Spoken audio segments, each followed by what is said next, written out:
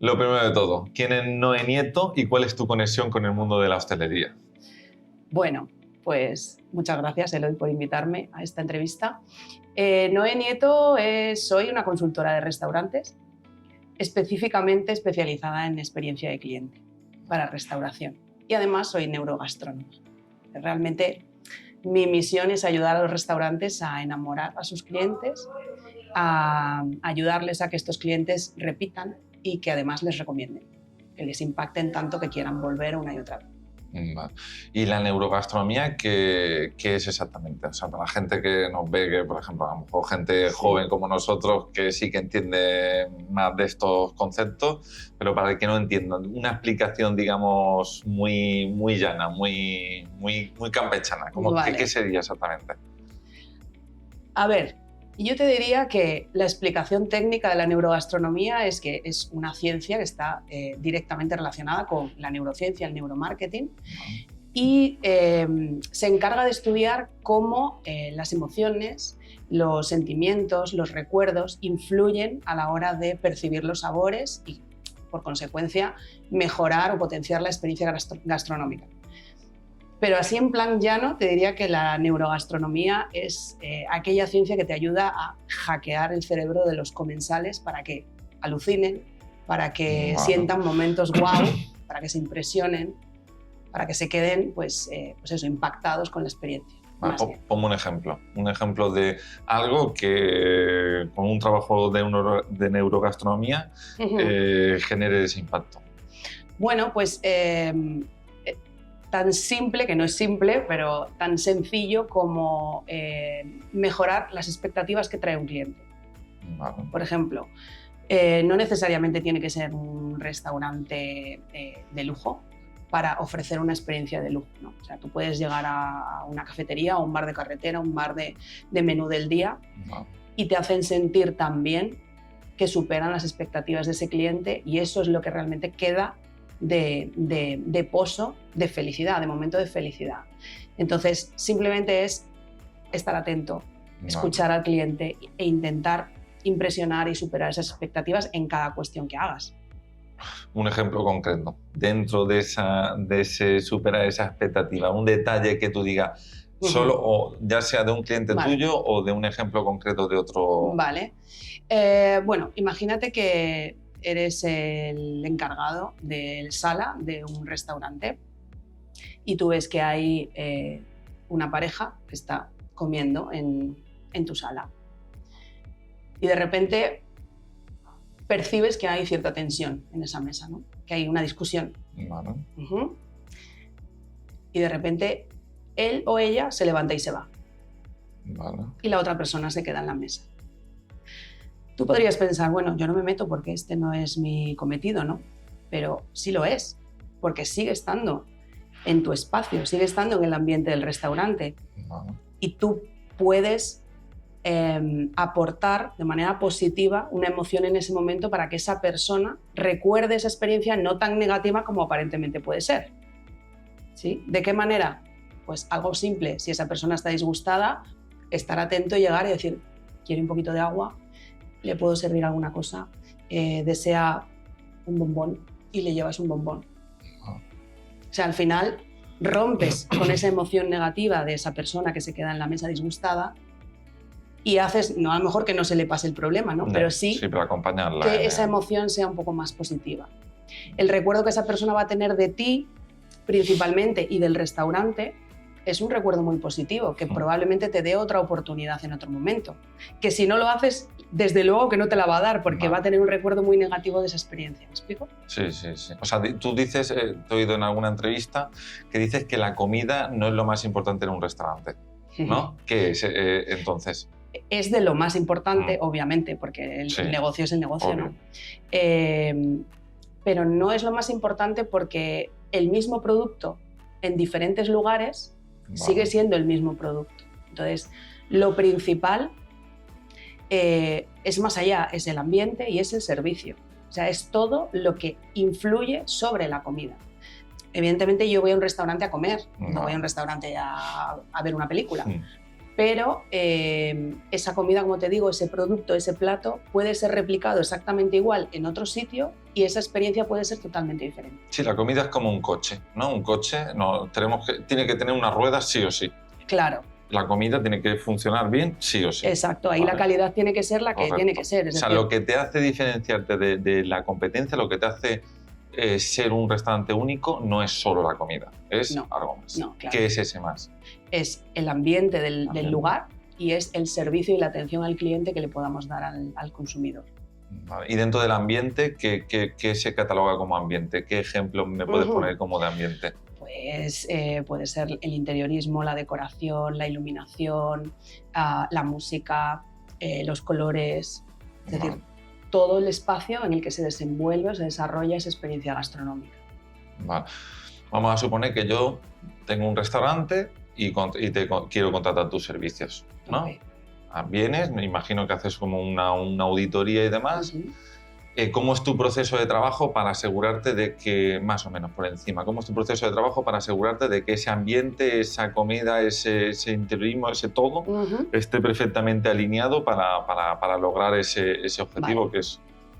Sí, esa experiencia completa, ¿no?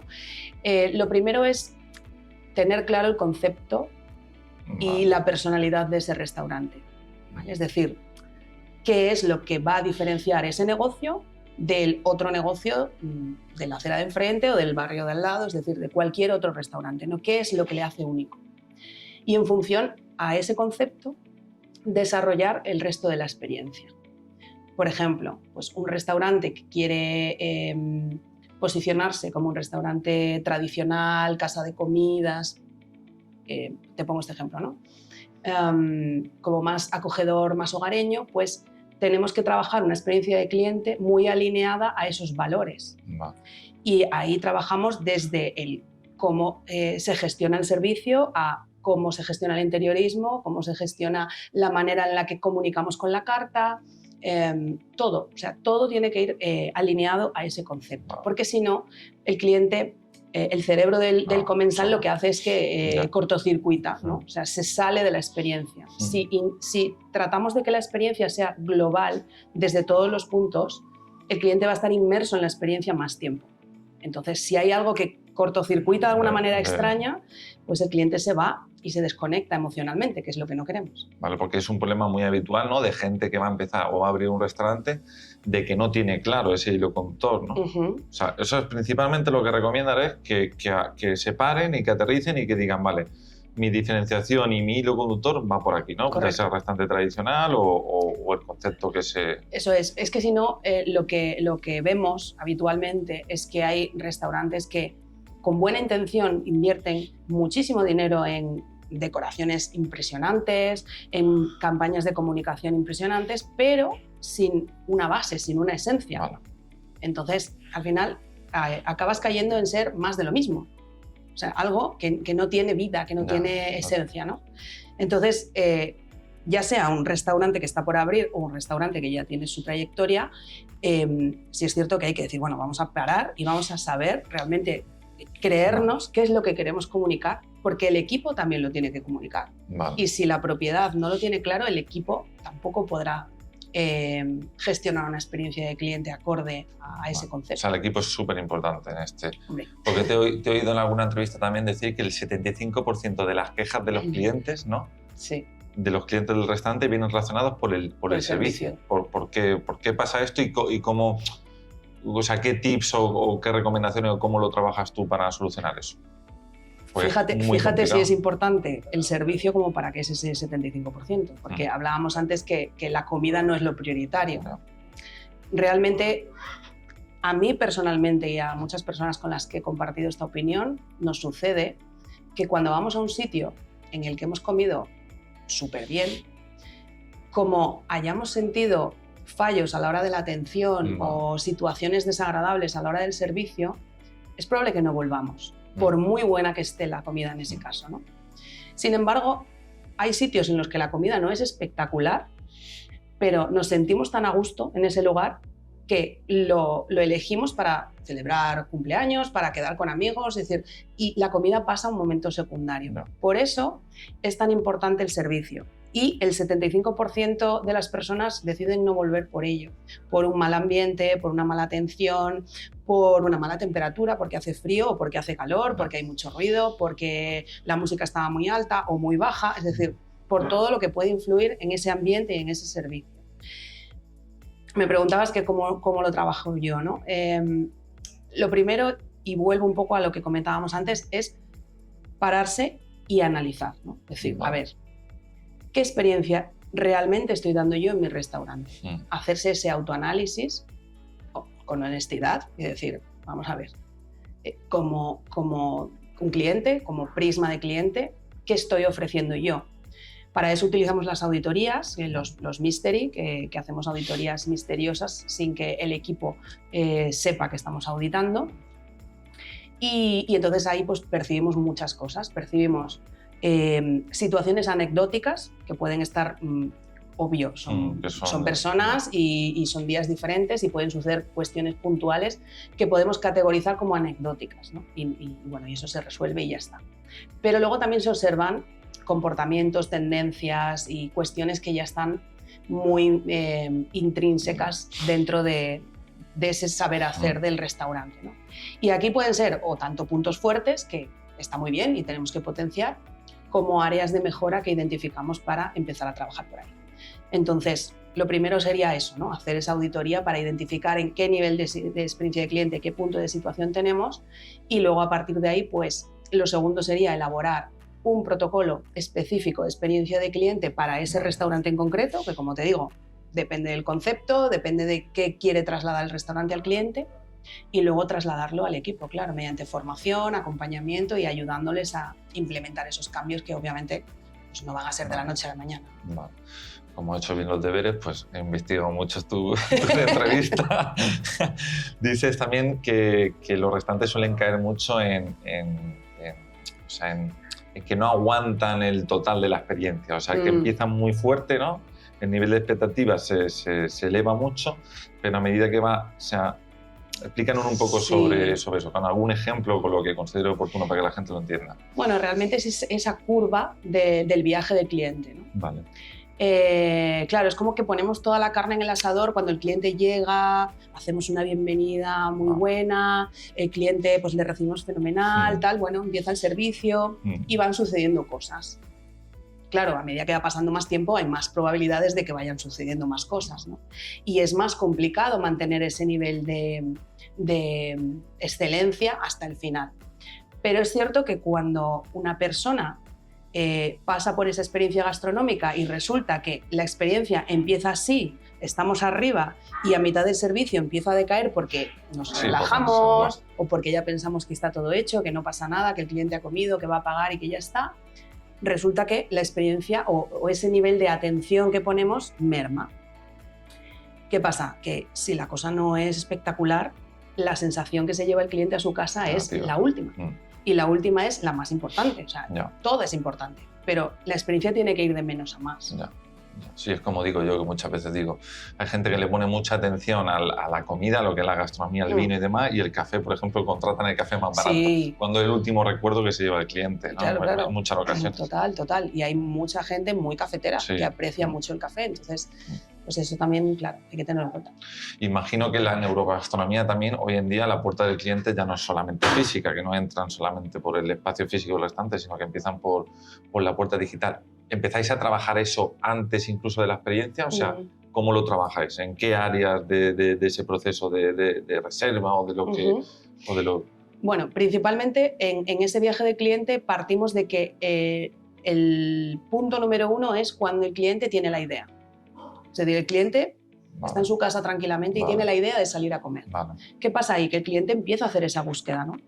Y ahí pues influye muy directamente la comunicación online y offline, ¿no? O sea, realmente qué está queriendo comunicar ese restaurante y cómo lo casamos con lo que quiere el cliente, ¿no? Y entonces ahí se produce como el primer match. Yo soy el cliente, estoy buscando, encuentro una propuesta que encaja dentro de lo que me apetece, digo, vale, primer match. ¿Qué pasa luego? Que el cliente no se queda solo con ese primer match para decidir ir a ese restaurante. Como sabes, reseñas, redes sociales, investiga un poco más el ¿qué es lo que me voy a encontrar aquí, ¿no? Y se va creando ahí su película, su idea, su expectativa. Entonces, primero, el restaurante tiene que ser consciente de qué tipo de comunicación está haciendo para saber a qué público está atrayendo y si realmente esa persona se cumple ese nivel de expectativas, ¿no? Y luego llega lo que es el proceso de reserva directamente, ¿no? Ahí ya el cliente pues decide que, bueno, pues voy a comer aquí y reservo. Y ahí es el primer punto realmente de contacto con el cliente, porque ahí, pues claro, el cliente puede percibir si el proceso de reserva es sencillo o no, si tenemos opción de hacer un proceso de reserva online, si tiene facilidad de acceso a mesa o no, es decir, cuántas barreras le ponemos al cliente antes de que diga que sí. Y luego, por parte del restaurante, cuanta más información tengamos del cliente en ese proceso, mejor podremos preparar el servicio. Es decir, tampoco se trata de contratar a un detective privado, pero sí es cierto que con preguntas sencillas en las que sea más o menos obligatorio que el cliente facilite esa respuesta, tendremos una información súper valiosa para gestionar una experiencia muy personalizada. Y ahí es donde realmente empieza toda la fiesta. Errores que se suelen cometer en ese proceso de reserva, que tú veas en tus auditorías y en tu vida diaria normal y corriente, que veas que digas, es que estas cagadas son inadmitibles. Danos 3, 4, 5 para que la gente sepa un poco lo que no tiene que hacer. A ver. Y lo que tendría que hacer. Lo primero es que si vamos a querer extraer información de ese proceso de reserva, por ejemplo, en una aplicación digital y demás, o incluso reservas telefónicas, si queremos extraer esa información, hagámoslo bien, pero luego vamos a utilizarla. Porque ¿cuántas veces pasa que te dejan espacio para que tú pongas cualquier comentario adicional a la reserva y llegas y no se tiene en cuenta? Entonces, esa sensación es todavía peor de que no me preguntes, ¿no?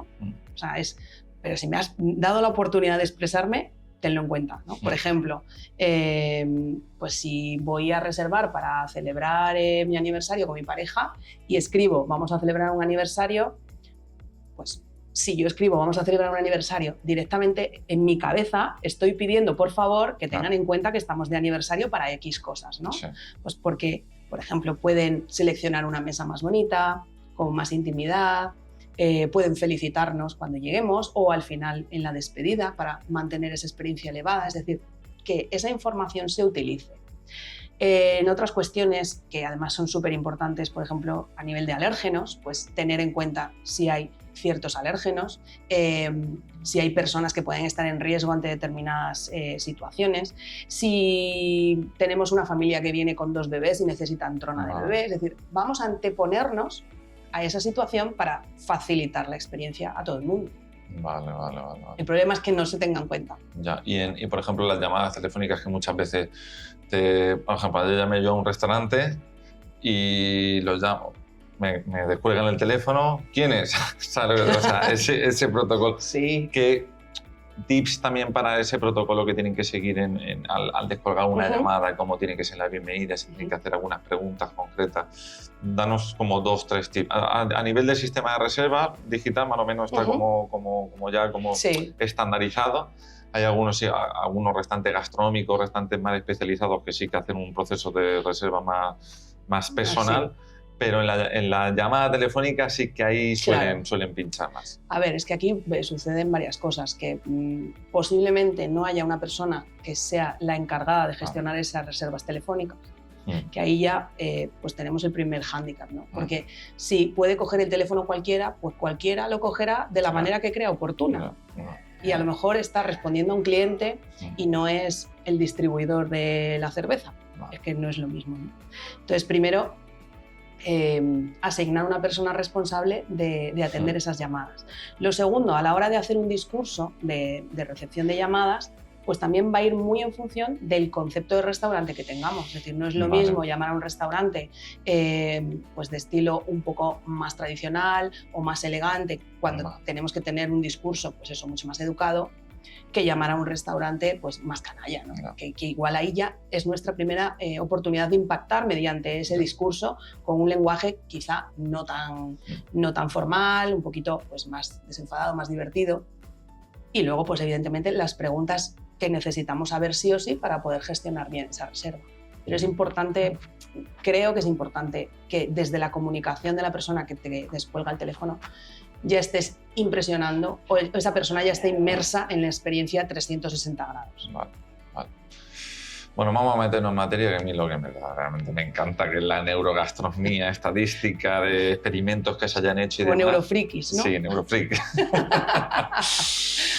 El olfato. Vamos a empezar por el olfato. O sea... Empieza fuerte. Sí. ¿Cómo se trabaja ese área sacándolo de la parte, obviamente, gastronómica, de lo que es la experiencia ya con el plato en esto, que obviamente el olfato y el gusto son los dos principales, ¿no?, sentidos que interactúan ahí. Recomendaciones, como experimentos, danos así como algunos tips interesantes que podamos trabajar. Bueno, pues a nivel de olfato lo que podemos hacer es potenciar ese concepto, esa experiencia del restaurante, elevando esa potencia de olor. Vale. Por ejemplo, si tienes una pizzería, pues trabajar esos aromas de horno, de pizza, pues van a hacer que el cliente tenga esa necesidad de consumir pizza de una manera mayor cuando pasa por la acera, por ejemplo, ¿no? Si conseguimos trasladar ese olor a la zona de paso.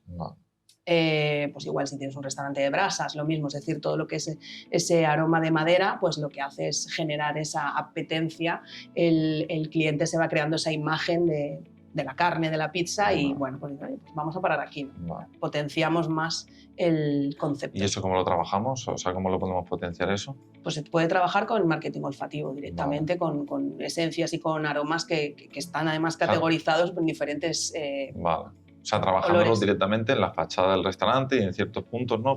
Eso es. Para atraer al... Seguro que todos conocemos olores o tenemos en el cerebro olores típicos de tiendas de moda, fundamentalmente, que son quienes trabajan más el marketing olfativo. Pero a mí ahora me dices una marca X y digo, ostras, es que recuerdo cómo huele.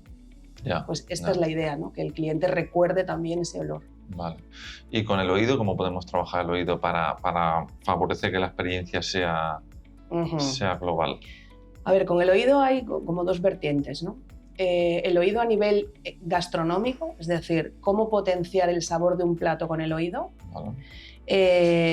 Piensa, por ejemplo, en una bolsa de patatas fritas. Sí.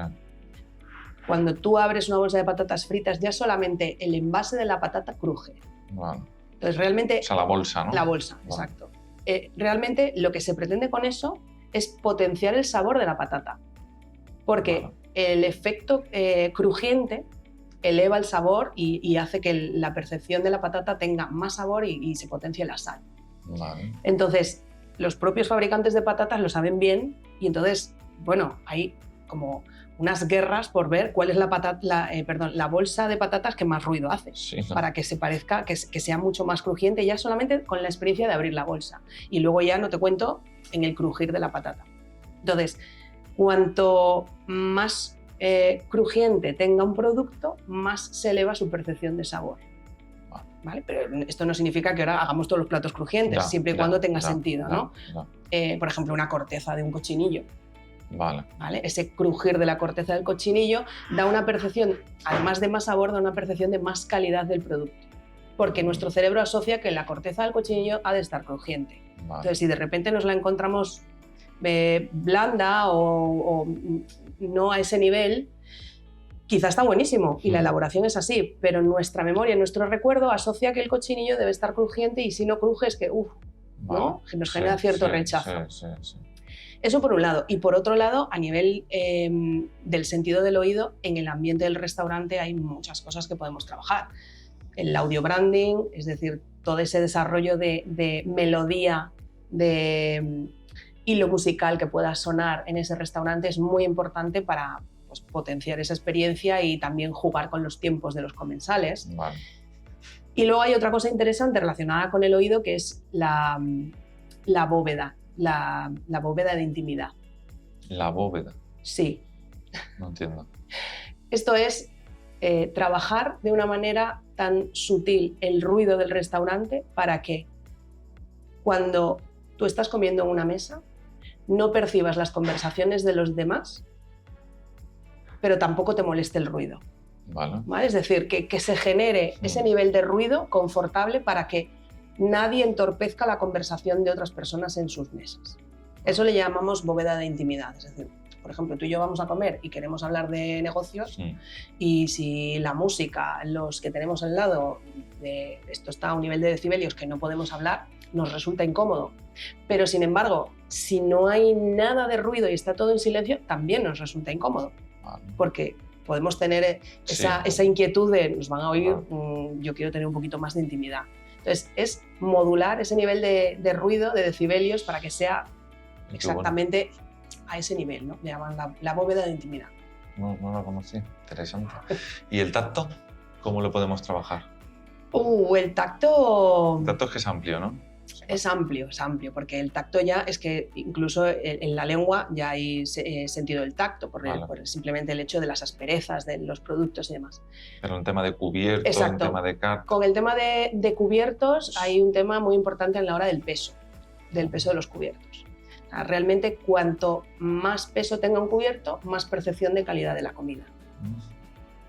Y luego también pues, hay que tener en cuenta la mantelería, el tacto de la tela, es decir, todo eso nos va a llevar a unas emociones o a otras. No es lo mismo estar comiendo sobre un mantel de seda o de lino que sobre un mantel que, por ejemplo, tenga un salvamanteles con paja, porque es una sensación más rústica, ¿no? Entonces, todo eso influirá en cómo se percibe el plato. Y el tema de, por ejemplo, las cartas, ¿influye también el peso? ¿Influye qué? O sea, porque una carta, o sea, yo lo que siempre suelo decir es que el momento más íntimo de un cliente en un restaurante se suele dar ya en el momento en el que el cliente entra en contacto con la carta. ¿Cómo podemos trabajar esa carta para que sea una auténtica máquina de vender? ¿Vale? Porque lo que nos interesa aquí es vender lo máximo posible, obviamente sin pasarnos del ticket medio que tenemos estipulado en base a la expectativa que se ha marcado el cliente en base a nuestro concepto, pero ¿qué recomendaciones nos das a trabajar en esa carta física y digital? Vale. A ver, yo con el tema de la carta es algo que bueno, en su momento ha sido pues de mucha ayuda la aparición de los QR. Vale. Pero yo soy de carta física. Sí, ha ido analógica. Sí, me gusta porque, como decías, ya la carta en sí, el material de la carta comunica. El QR, pues, es un poco más impersonal, ¿no? Aunque luego tú a nivel digital puedas comunicar, impactar igualmente, ¿no? Pero a mí personalmente me gusta la carta física. Y dentro de eso, pues, hay estrategias para fijación de precios, estrategias para lo que le llaman el eye tracking, para ver de qué manera la persona observa primero unos productos u otros en función de la dirección que maneje con los ojos, ¿no? Y eso es algo estandarizado. Entonces, se puede trabajar la carta desde ese punto de vista, se puede trabajar la carta obviamente desde el punto de vista de marketing, de copy gastronómico. Y esto es esencial, porque ahí es donde tú vas a influir directamente sobre esa idea, esa expectativa que tiene el cliente del plato. A través de las palabras, a través de los adjetivos, de los atributos de cada uno de los platos, de la preparación, de las elaboraciones, haces que el cliente ya a nivel mental empiece a hacerse la imagen del plato y le empieces a seducir con los platos que tú realmente quieres que pruebe, ¿no? Que pueden ser posiblemente tus platos estrella, los platos en los que sí o sí tiene que probar porque son los que te diferencian. Entonces, para sugerirle, ¿no? Para invitarle a que pida ciertas cosas, hay herramientas de neuromarketing que se puede trabajar para que sea muy sutil y que no parezca que realmente lo que quieres vender es eso y ser muy agresivo. Y ahora, bueno, en los últimos años también, que por ejemplo, hace poco entrevisté a Mario, que tú lo conoces, sí. Que nosotros cuando trabajamos con algunos clientes y demás decimos que la vajilla ya es un ingrediente más ya del propio plato. ¿Qué opinas sobre eso? O sea, ¿qué opinas de la importancia que tiene actualmente ya la vajilla en la experiencia de un cliente? Bueno, para mí creo que la vajilla es como el marco de fotos. Vale. Es decir, una foto puesta, pues es una foto, correcto, pero con un marco bonito, esa foto también resalta más, ¿no? Luce más. Pues en la vajilla le pasa lo mismo. La vajilla te puede ayudar a potenciar el sabor, te puede ayudar a potenciar la experiencia y te puede ayudar a entorpecerla también. Ya. Tanto a nivel del cliente como a nivel del equipo, porque yo he visto vajillas que me parecen imposibles de trabajar, porque pesan, porque son difíciles de llevar, Vale. porque te pueden generar una mala experiencia, porque de repente el camarero no puede con 3 cosas y se le caiga una fuente, ¿no? Entonces hay que tener todo esto en cuenta, es decir, qué tan cómoda puede ser esa vajilla para trabajarla con dinamismo en la sala, Vale. y qué tan coherente puede ser esa vajilla con la propuesta gastronómica y el concepto del restaurante. Entonces, por supuesto, o sea, al final todos los elementos que están en la mesa influyen. Y el color, porque claro, ahí entra mucho también el color, que nosotros vemos muchas cagadas de que la vajilla no está alineada al contexto del plato como tal. Sí. Pero aparte de ahí, o sea, ¿cómo el color tiene alguna influencia a nivel a nivel de neuromarketing? ¿Pero me hablas del color de la vajilla o del color del en color general? en general. Ajá, sí.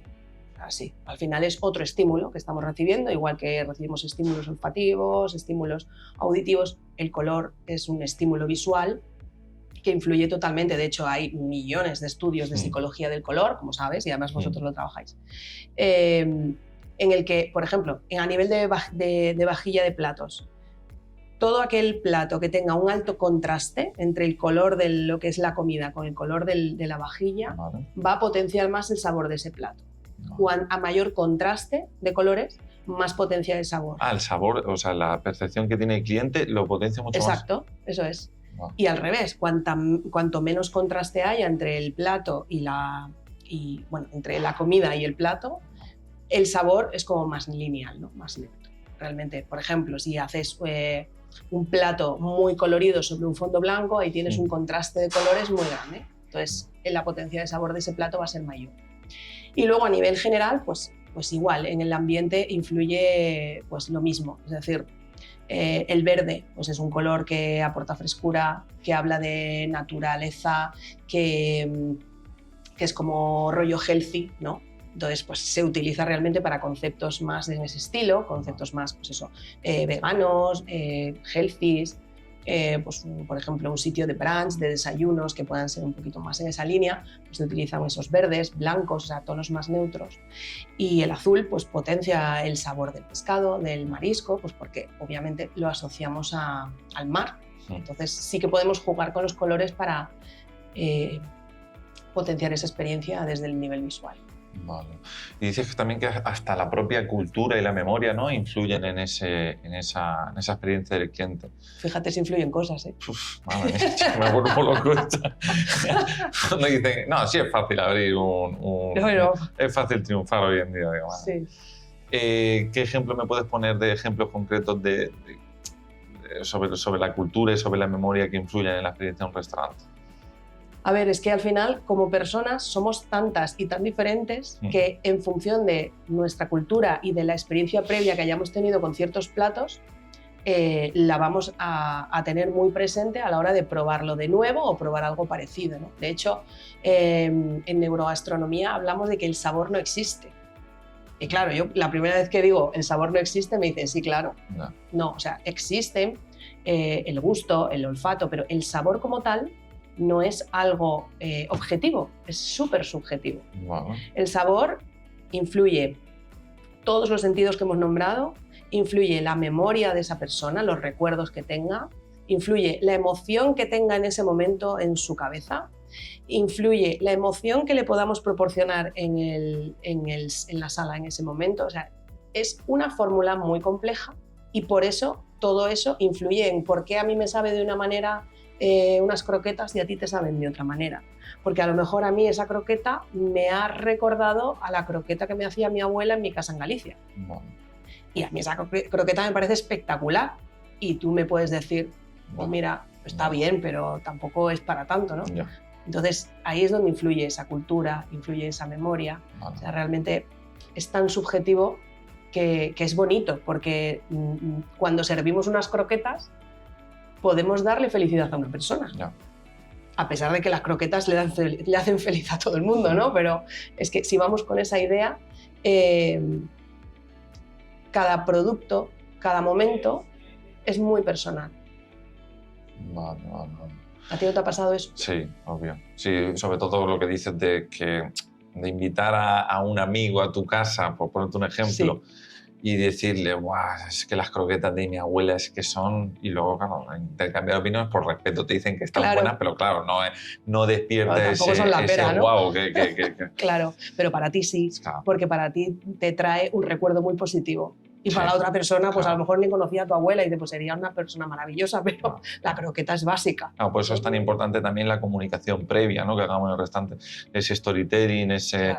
ese trabajo de vídeo corporativo, de imagen, de todo lo que para meter ya al cliente en ese contexto en el que queremos Exacto. meterlo, ¿no? Exacto. Es que realmente, fíjate, es que estamos hablando ya que a nivel evolutivo en el sector, pues obviamente en los años 2000 hubo pues esa tendencia culinaria brutal con Adrià que hizo catarsis y que a día de hoy todavía seguimos viviendo de eso, todavía tiene mucho recorrido. Luego empezamos a hablar en los 2010 de lo que venía siendo las experiencias. Sí. Y se pone muy de moda la experiencia de cliente en el restaurante. Pero es que la experiencia de cliente no es hacer un show. No. Que a veces cuando yo digo, yo es que trabajo en experiencia de cliente, pues ¿haces eventos? No, bueno, podría hacer eventos, pero no, o sea, no significa hacer un teatro ni hacer un show. O sea, la experiencia de cliente es eso, ayudar a esa persona a ser un poquito más feliz en ese momento. Total. Y entonces ahí es donde empezamos a hablar ya no de experiencia de cliente, empezamos a hablar de historias. Ya. Que es lo que estamos comentando ahora, ¿no? Ya hablamos de historias que se cuenta ese cliente en mi restaurante. ¿Qué historia quieres tú, como dueño de restaurante, que se cuente tu cliente cuando salga? Pues yo, si fuese dueña de un restaurante, diría, pues a mí me encantaría que esta persona cuando salga diga, wow, es que lo he pasado tan bien, me han tratado tan bien, he sido tan feliz este momento, que el resto me da igual. Total. Porque eso es lo que va a marcar a esa persona para que vuelva y para que te lo diga a ti, a mí, a mi primo, a mi vecino, a todo mi círculo más próximo. O sea, la clave es que no haya incongruencias, ¿no?, en esa experiencia del cliente. O sea, que esté todo perfectamente alineado.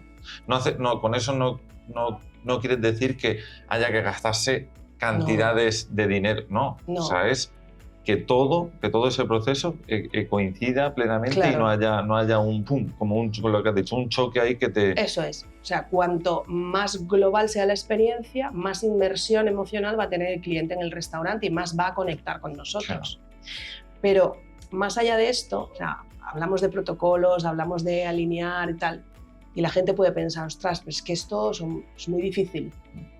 No es difícil, o sea, es complejo porque hay que hacer muchas cosas, hay que organizar muchas cosas, pero la base es poner realmente, de verdad, al cliente en el centro de todo. Porque muchas veces lo que se pone en el centro es la facturación. Total. Y obvio, tienes un negocio y tienes que facturar, porque si no para eso pues ponemos una ONG, ¿no? y damos comida gratis. Pero la facturación no tiene que ser el objetivo, tiene que ser la consecuencia. Y si el objetivo es el cliente, la consecuencia es la facturación, seguro. Ahora, si nos desviamos del foco y empezamos a pensar en otras cosas, nos olvidamos de que realmente lo importante es esa persona que entra ahí. Y nos olvidamos, por ejemplo, de si ha pedido una botella de vino, servirle el vino. Por ejemplo, que son cosas básicas. O sea, que no hay que invertir millones de euros para servir un vino, ¿sí o no? Entonces, a mí me ha pasado muchas veces de hacer auditorías, de pedir una botella de vino y tener que servírmela yo. Posiblemente a los que nos estén escuchando, a muchos también les ha pasado. Y algunos restaurantes se sentirán identificados con que eso pasa en su restaurante. Pues son cuestiones de este tipo, es observar qué está pasando con ese cliente, qué pasa en esa mesa, falta algo, no falta, están a gusto, y atenderles. Sí, hay una tendencia hoy en día de abrir conceptos, yo lo veo con los clientes en agencia y demás, que una tendencia de querer abrir y querer pegar el pelotazo en cuestión de un año. O sea, dices, pero tú sabes lo que el trabajo y la parte vocacional que hay que tener aquí en relación a lo que dice, al servicio, a poner el cliente en el centro, a saber escuchar, a saber observar, a saber... Sí, hay una tendencia clarísimamente, sobre todo de gente así más joven, con con conceptos de referencia como Goico, como Vicio, como estos conceptos que han pegado un pelotazo y luego lo han vendido o lo van a vender a un fondo. Y dices, pero es que esto no es la hostelería es lo que tú dices, tener el cliente en el centro y estar constantemente preguntándote el cómo puedo mejorar y cómo puedo... Total, mira, yo creo que en todos los sectores en los que tenemos que hacer venta, el cliente tiene que estar en el centro. Si no, no tiene sentido, porque el cliente es el que te va a pagar tu nómina, tus préstamos y a todo tu equipo, ¿no? Entonces, en todos los sectores. Pero en el otro día escuchaba un vídeo que decían que por qué tiene tanto que ver el cliente de un restaurante con un paciente en la salud, por la hospitalidad. Yeah. Es decir, el paciente va a curarse para estar mejor, para ser feliz, ¿no? Porque en ese momento tiene un dolor, tiene una pena. Y el cliente que va al restaurante va a lo mismo. O sea, no va a alimentarse. Es que el cliente no va a un restaurante a alimentarse por el hecho de nutrirse, que para eso o come en su casa o va a un supermercado, ¿no? Va para sentirse mejor.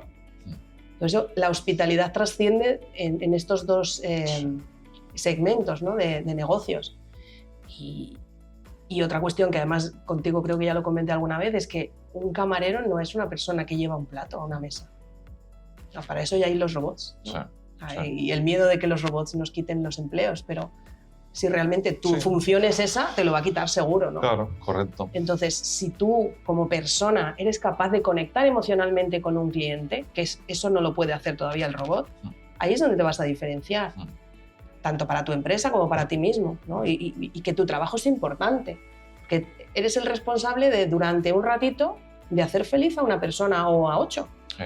Es que eso es muy fuerte. Muy fuerte, sí. Sí. Que parece una tontería no, a veces yo soy camarero y es como, oh, ya, pero eso es muy importante. Muy importante. Yo, por ejemplo, cuando trabajaba de camarero, o sea, yo tengo muy buenos amigos de conocerlos y no porque yo ofreciese el mejor servicio, sino porque lo que tú dices, porque le preguntaba por su madre, le preguntaba por su trabajo, o sea, generaba una conexión en un tipo de negocio más de batalla y demás. Sí, más familiar. Claro, y me podía permitir el lujo de hacerlo. Por un restaurante gastronómico y demás no puedes permitírtelo, o sea, depende del concepto. Y eso, o sea, es que era como una responsabilidad, como que venía todos los días ese cliente y que tenías que... Claro. Me sentía incluso a veces en la obligación de preguntarle otra vez, pues, ¿qué tal su madre? Estabas hasta preocupado. Claro. Pero porque realmente habías conectado con esa persona. Claro. Y esa persona te recordará a ti muy positivamente por ello. Sí.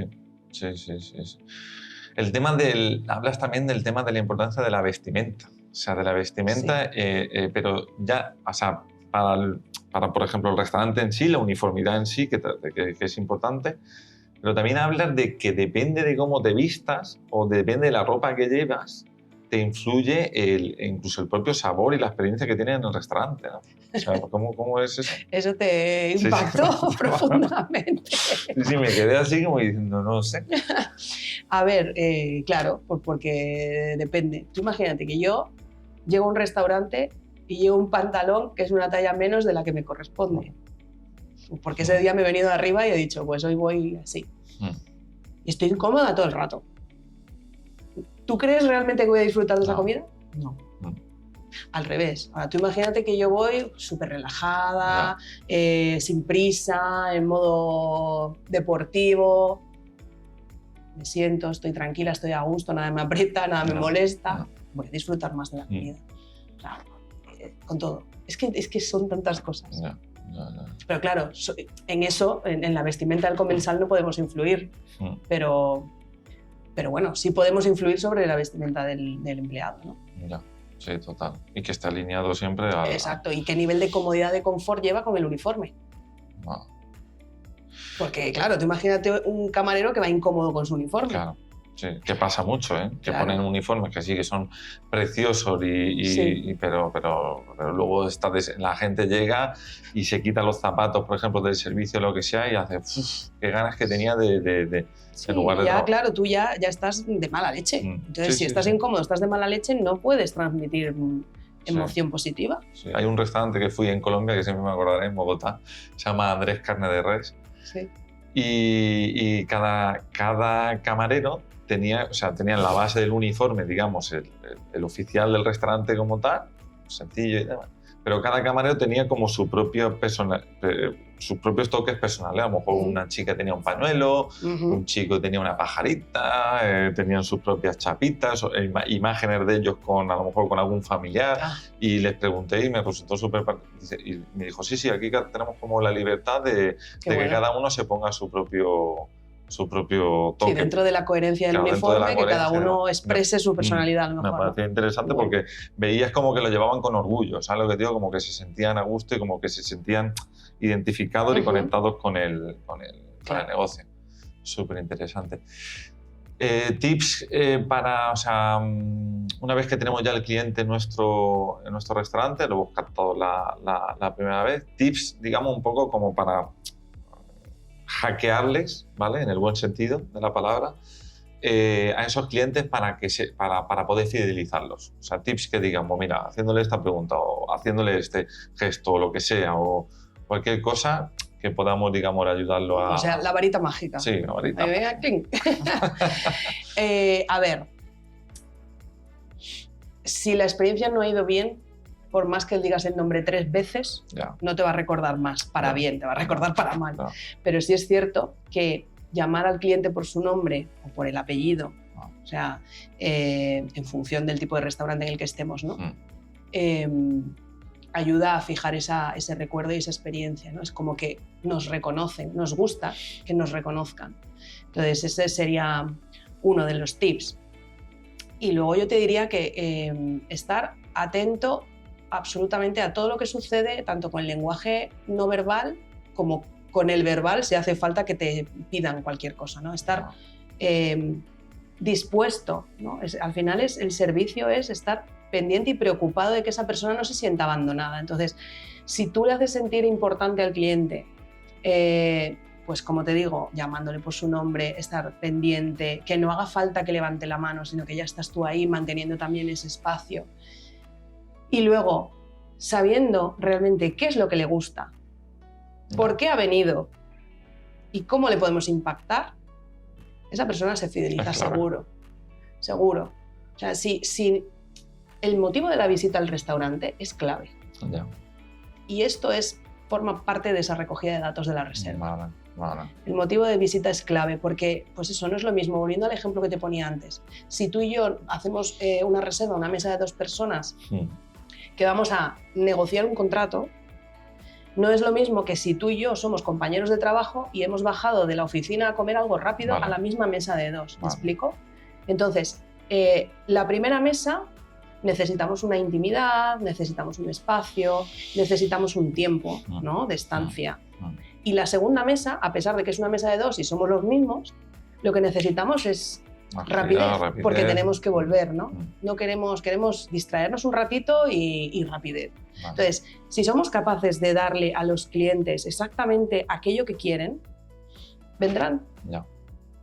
Una y muchas veces. O sea, una idea podría ser, ¿no? O sea, hablar con típico sistema como Cover Manager o el tenedor y hacer un desplegable, ¿no? Motivo de su para que sea fácil, para que la gente no tenga que escribir. Para que no haya demasiado motivo de su visita. Negocios, amor, amigos, 4 o 5, o dejar una... Sí, otro. Y con eso ya, digamos, que tú ya podrías inventar una base de datos y decir, vale, aquí tengo estos 675 clientes son de negocios, estos 450 son de relaciones sociales, voy a sacar una cata de vinos para empresas, ¿vale? Claro. Correo electrónico y a ese segmento de 675. Es que eso sería maravilloso. Eso sería Porque el problema de todos los negocios es tener clientes. Ese es el problema. Pero cuando los tienes, si no sabes ni a quién tienes un potencial de facturación brutal que estás dejando perder. Sí, porque hay una estadística, no sé si un cliente ha tenido una mala experiencia, se lo dice a no sé cuántas personas. Uy, sí. Y si un cliente ha tenido una buena experiencia, se lo dice a mucho menos. Bueno, no sé la estadística en concreta, pero creo que era... La negativa me la sé yo. ¿Cuánto era? Por cada 100 comensales mal atendidos o con mala experiencia, 1070 impresiones negativas. O sea, por cada 1, 11. Hostias. Por cada uno, ¿eh? O sea, y ahora, hazte la pregunta. En una semana, ¿cuántas personas pueden haber tenido una experiencia regular? Ya no digo mala, regular. Es que con que solo haya sido uno, ya son 11 impresiones negativas. Sí. Y lo que tú dices, las positivas son la mitad o menos, porque al ser humano nos gusta más contar las cosas negativas que no las positivas. Países como España ya vamos. Entonces, claro, es que es muy fuerte esto. Sí, fuerte. Es muy fuerte. Y aquí quizá ya no es tanto el hecho de, ostras, es que la has cagado, ¿eh? Has hecho un servicio horrible o has metido la pata hasta el fondo. No. O sea, no estoy hablando de eso. O sea, son cagadas grandes. Pero estoy hablando de que entre el 0 y el 10, que tu restaurante esté por debajo de 6. No. En la mente del cliente, ¿no? Todo lo que esté por debajo de 6 entra dentro de esa estadística, porque son detractores ya. Claro, porque, por ejemplo, en Google creo que hay estadísticas también, a lo mejor te las sabes, que cuando haces una búsqueda en Google Maps, por ejemplo, si ves un restaurante ya por debajo de 4, no vas. 3 ya no vas. No. O sea, ya está demostrado ya que hay un altísimo porcentaje que no vas. O sea, como veas un 3,9 ya, escucha, muchas veces a los clientes cuando veo un 3,7, un 3,8, un 3,9 se puede salvar, ¿vale? Porque hemos invitado a un experto aquí en SEO local, ¿sí? a Javier, y nos ha dicho que un 3,9 se puede salvar porque poder hacer una estrategia y sacarlo y bueno. Y no, es que luego también depende tanto del porcentaje de reseñas para poder subir claro. un 0,1. Claro, no es lo mismo tener 5.500 reseñas que tener 125. Total. De repente, si tienes 5.000 y pico, subir a un 0,1, como dices, es muy difícil. Muy complicado. Sí. Y luego el tema del manejo de las quejas y en redes sociales, bueno, tanto en redes sociales como en directo. ¿Eso cómo recomiendas trabajarlo? Es que hay algunas respuestas que son finas, ¿eh? Sí. A ver, yo trabajo un protocolo específico para resolver quejas y reclamaciones. Que no es lo mismo una queja que una reclamación, que esto también hay que tenerlo claro, pero bueno, la resolución de ella sí es muy similar. O sea, lo primero de todo, mi recomendación es no te enfrentes. Vale. Porque los hay que... Dicen, espérate. Sí, hay que... Sí. Y me enfrento. No te enfrentes, porque es que lo único que puedes hacer es perder. Perder porque tienes a una persona que vas a tener mucho más cabreada y encima un ambiente que se va a generar que te va a resultar complicado mantenerlo aséptico del resto de la sala. Entonces, no te enfrentes y resuelve. O sea, el protocolo es un poco más específico, pero fundamentalmente no te enfrentes y resuelve, porque da igual, es que vas a ganar mucho más haciendo eso que no haciéndolo. Y dices, no, es que yo no voy a resolver porque fíjate lo que me dice no sé qué y quiere que le dé no sé cuánto y quiere... Dáselo.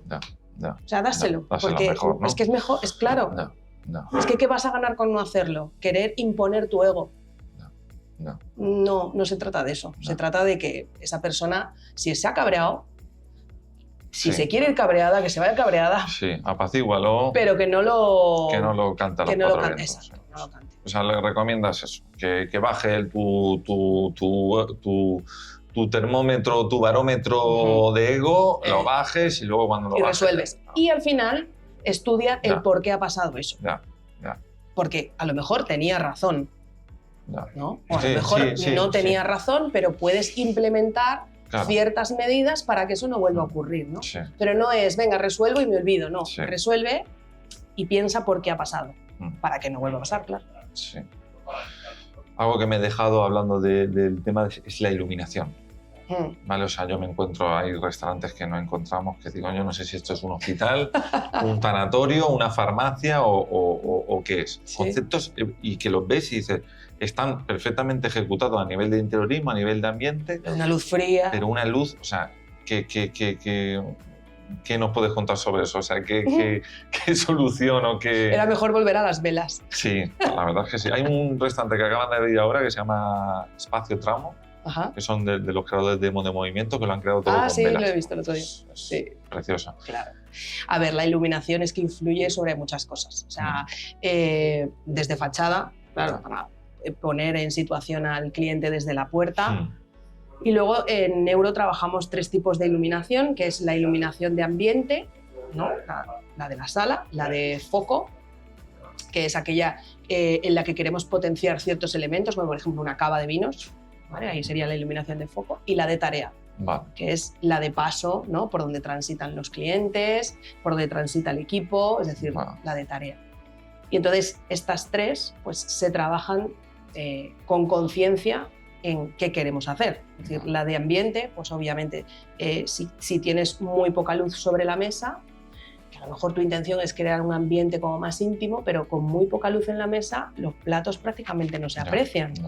La gente se aprecia con una cara como apagada, entonces nos hace parecer enfermos. O sea, al final puedes generar un efecto más negativo que positivo, entonces hay que jugar bastante con la iluminación, por ejemplo, en la de ambiente.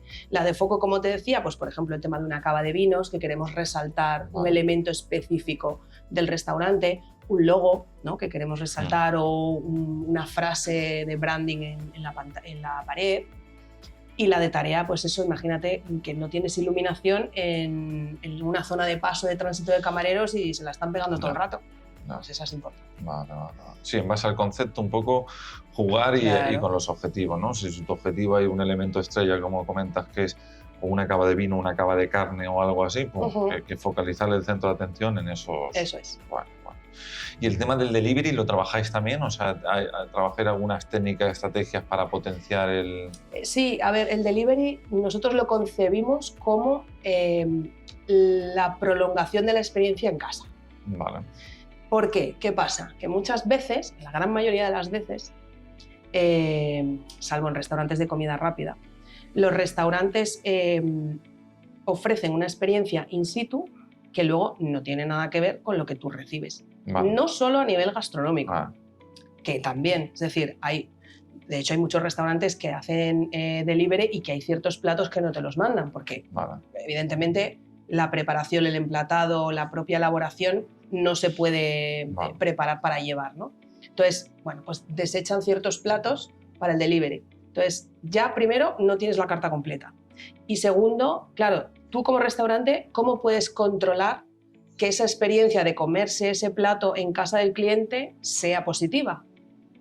Pues puedes controlarlo. O a lo mejor no controlarlo, pero sí guiar al cliente para que sea una experiencia diferente a otro delivery. ¿Me explico? O sea, a lo mejor no puedes hacer una experiencia de 360 grados como harías en el restaurante, pero sí puedes hacer que esa experiencia a domicilio sea mejor que la experiencia a domicilio de otro restaurante. ¿Y cómo podrías, o sea, un ejemplo de cómo podrías romper un poco el esquema de... Indicando y dando pautas al cliente de cómo debe comerse. Vale, con pasos, ¿no? Con pasos, pero además con estimulación de ciertas cosas. Es decir, si en el restaurante tú tienes un hilo musical que es coherente a tu concepto y al tipo de comida que das, en casa también lo puedes hacer. Vale. Hay Spotify. Todo el mundo tiene Spotify y YouTube, ¿no? Entonces tú puedes hacer, por ejemplo, una recomendación de playlist que vaya con tus platos en el delivery. Y darle las pautas a tu cliente y decirle con un mensaje coherente, hecho con conciencia de cómo queremos que se viva este momento en tu casa. O sea, eso prácticamente no lo hace nadie. Y esa persona pues se quedará más impactada que si no haces nada y bueno, recibe la comida y ya está. La comida puede estar buena o no, pero piensa que es una comida que ha sido transportada. O sea, que todavía necesitamos darle un poquito más de cariño, claro. Sí, romperle un poco el... Y dices también que es importante no darle al cliente el 100% de lo que espera. O sea, ¿a qué te refieres con eso? No darle al cliente... Sí, no darle al cliente el 100% de lo que está esperando en base a la experiencia. Que lo que es importante es que no hay que hacerlo. Es decir... Eso, que no hay que hacer, que no hay que darle... hay que dárselo. O sea, que hay que dárselo. Hay que dárselo, claro. Pero yo te he oído hablar como que dejar un poco de margen como a la sorpresa, ¿no? Ah, bueno, claro. A ver, claro, tú te refieres a si el cliente tiene una expectativa, claro, exacto, la expectativa la tienes que cumplir sí o sí. Vale. Ahora, para poder impresionar tienes que mantener ese tanto por ciento de sorpresa para superar la expectativa. Exacto. Entonces, por ejemplo, pues vuelvo un poco al gráfico de 0 a 10. Tú eres el cliente de un restaurante. Has ido a un restaurante, te han dado bien de comer, el servicio ha sido correcto, el ambiente estaba cómodo y ya. Del 0 al 10, ¿qué puntuación le darías a ese restaurante? 6. Tú sí que eres pesimista. Un 6, vale. Un 6, un 7, es lo normal, sí, ¿no? 7, sí. O incluso un 8, ¿eh? Tú me podrías decir un 7 y un 8. Sí, un 8. Bueno, si está todo bien, si la comida estaba rica, me han tratado bien, el sitio era agradable y tal, un 7 y un 8. ¿Y por qué no le das un 9 o un 10? Ya, por ese... Porque no ha habido nada que haya superado tus expectativas. Entonces, el error está en pensar que cuando superamos las expectativas nos van a dar un 10. Cuando cumplimos las expectativas nos van a dar un 10, mejor dicho. Ya. No. Si cumplimos las expectativas nos van a dar como mucho un 8. Y menos mal, porque tú le das un 6. Pero entonces el trabajo está en realmente ver qué podemos hacer para superar las expectativas. Y claro, cuanto mayor nivel de posicionamiento mental tenga el cliente de ese restaurante, más difícil va a ser. Me explico. Estrellas Michelin, pues claro, tú vas a ir a cenar o a comer a una estrella Michelin y tú ya tienes una expectativa muy elevada en tu cabeza, solo por el hecho de que tiene una estrella Michelin o 2 o 3 horas que tenga, ¿no? Entonces tú ya tienes una idea y una expectativa súper top. Entonces, esta gente lo tiene todavía más difícil. Claro. Sí, por eso, por ejemplo, David Muñoz se mosqueaba porque decía, no me gusta que hagan fotos a la experiencia porque si no, claro, el cliente ya se marca una expectativa de cómo va a ser y no nos da margen a la sorpresa. Hay un ejemplo aquí en Madrid que se llama Montes de Galicia, que es el restaurante número 1 en TripAdvisor, que tiene creo que 12.000 opiniones y el segundo tiene como, no sé, 4.000, por poner un ejemplo. Yo estuve pensando y analizando por qué este restaurante tiene tantísimas opiniones en relación a los otros. Y claro, fui a comprobarlo y lo que hacen es que vas y te están sorprendiendo constantemente. Te sacan un entrante de cortesía, te regalan una botella de vino en algunos casos. O sea, está todo el rato rompiéndote lo que, como que te hace sentir como eso, como especial y como decir, ¿pero qué pasa aquí? ¿Se están equivocando? ¿O qué? Y claro, o sea, analizas todas las reseñas y estás viendo constantemente, ¡guau! Es que me regalaron un entrante que estaba buenísimo. Unas croquetas de pulpo, una degustación para probar esto. Luego, aún encima se repite el comentario que, y aún encima, al final de todo, coge y me regalan una botella de vino. Un albariño de no sé qué, de no sé cuánto. Y dices, claro, en relación a lo que tú dices, tiene una expectativa medianamente alta porque es un restaurante que está posicionado, pero llegan y te rompen como regalándote algo que es lo que digo yo, lo meten en su escandallo incluso, dice, vale, una botella de vino de a lo mejor de coste me sale un vino de la casa, me sale por 1,10 € y un entrante me sale por 30 céntimos, vale, pues lo meto en el ticket medio, pero le meto ese elemento de sorpresa. Sí, luego al final el valor de las cosas no son ni caras ni baratas, va en función a eso, a cómo te han hecho sentir. Sí. Entonces, pues me encanta el ejemplo. Sí, habrá que verlo. Sí. Por último, Noé, y por terminar ya la entrevista, ¿a quién nos recomendaría entrevistar para Mundo Gastro? ¿Algún perfil o algún restaurante o algo que digas, es que tenéis que entrevistarlo porque creo que puede aportar mucho para el proyecto y para la gente que nos esté escuchando, que quiera abrir un restaurante o que tenga un restaurante y quiera, digamos, ir a ese nivel de excelencia que estamos buscando? Bien, esta pregunta, ¿a quién te recomendaría que entrevistases? Claro, es que me resulta complicado elegir, ¿eh? Ya sea un profesional o un concepto gastronómico que diga, muy interesante este concepto.